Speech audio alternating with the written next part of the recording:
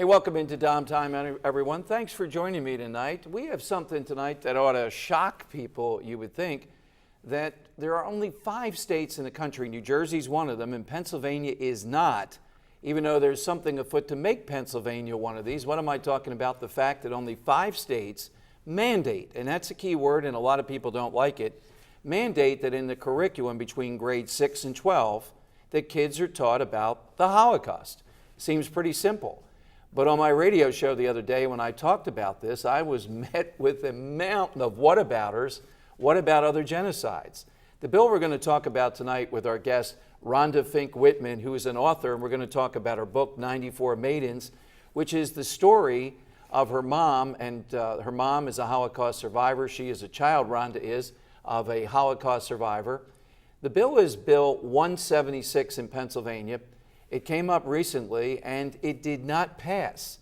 So, Rhonda, thank you very much. Thanks for joining us tonight. Thank you so much. We'll talk about your book in a moment, which is very personal, but it's helping to fuel something that is almost unimaginable. Yeah. Now, you've been through this with, I believe it's Representative Brandon Boyle. Correct. Northeast Philadelphia's put this before the House, almost passed.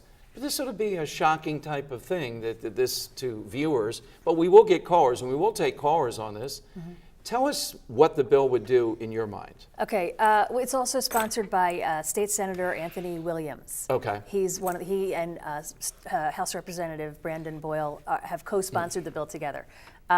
What the bill would do, it's called the Holocaust Education Mandate Bill. Mm-hmm. And what it would do would be to ensure that Holocaust and other genocides, that's included in the bill, are taught to children grades 6 through 12 in public and charter schools throughout the entire state of Pennsylvania. Mm-hmm. And now I know people are out there going, what, you mean they're not? They're not teaching Holocaust and other genocides? Right. And guess what? Some of them are not. It's up to the individual school district right now. For what purpose? What difference does it make whether we talk about it or not? They'll learn soon enough when they get to college or whatever, so why mandate that they have experience with this? Okay, well, let me just open up my book, and the very first quote that I have in here basically says that if you don't know your history, mm-hmm. you're bound to repeat it. And that is the truth. And genocide, the Holocaust, took 11 million lives. 6 million Jews, 5 million others.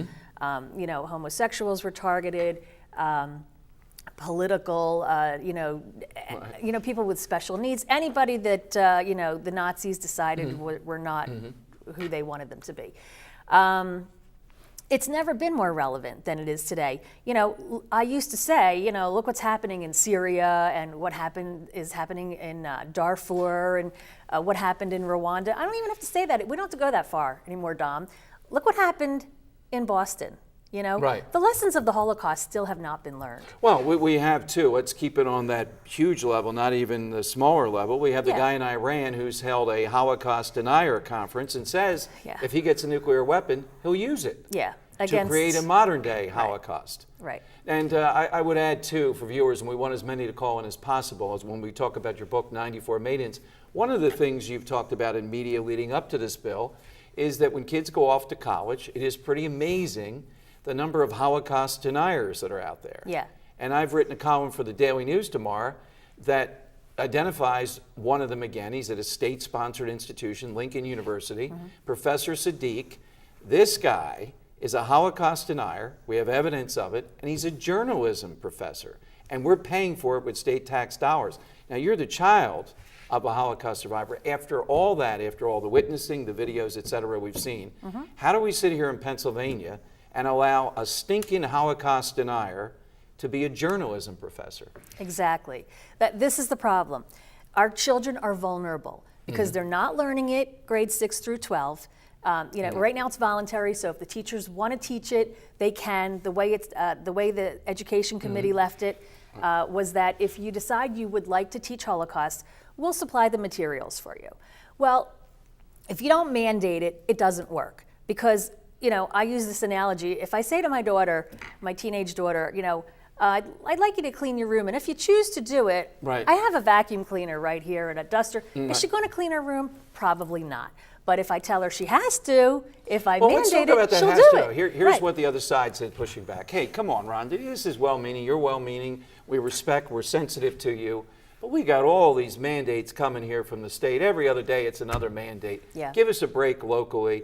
We don't want another mandate placed on us. We may do it, we may not. But how in the world is this that important to have a bill and to say you must do something? How is it not important?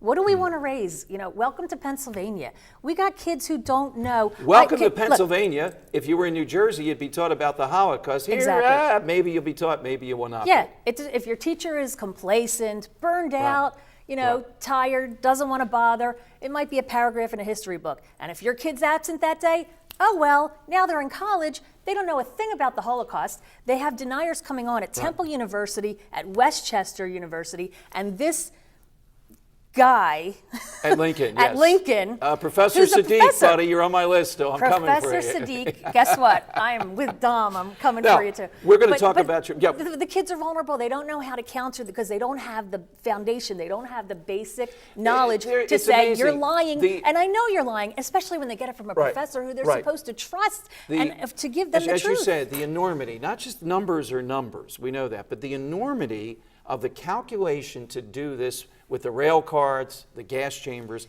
the mechanization of death, the types of things. When the Israelis hunted down Adolf Eichmann, I was very young, but I remembered it, and as the trial started, that's why they brought him to Israel, and then we had a trial before the world. The enormity of this, the calculation, the coldness of it. It was systematic. It's systematic, exactly. And it didn't happen overnight. Right. It happened gradually. And a population of Germans that could Yes. go along with this, that gave us the greatest art, some of the greatest composers, etc. The most cultured people in the world at the time. Arguably, and that this could spring up there. That's the impact. That's the type of thing we're watching for. All right, we'll do more with Rhonda coming up, and we're going to talk about her book, 94 Maidens, and tell you where you can get a copy. Her personal story related to her mother and her mother's experiences during the Holocaust. And we'll take your calls straight ahead on DomTime.